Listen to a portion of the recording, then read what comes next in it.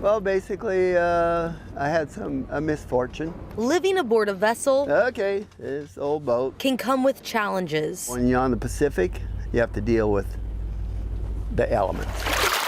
Fisherman David Greenberger, who is in his 80s, has lived aboard his boat, the Jeanette, for more than 50 years. This used to be the fish hole that I turned into a living quarters. Growing up in Ballard, he was constantly on boats. I went down on the boat, started about 6, 7 years old. Most of his life spent on the water. It's the freedom.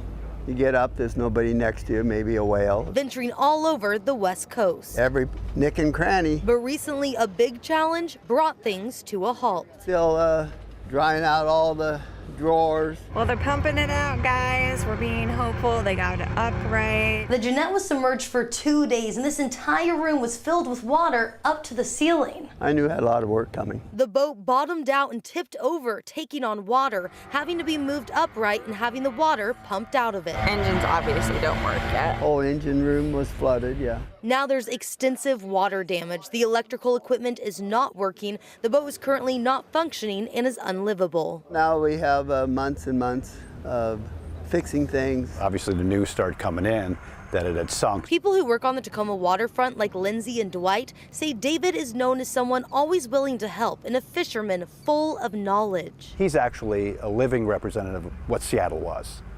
You know, growing up fishing up and down the coast.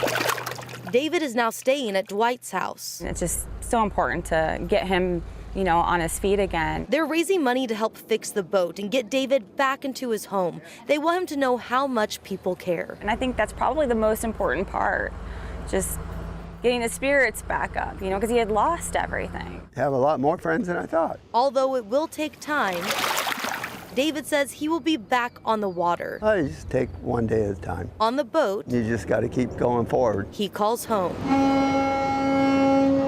In Tacoma, Connor Board, King 5 News.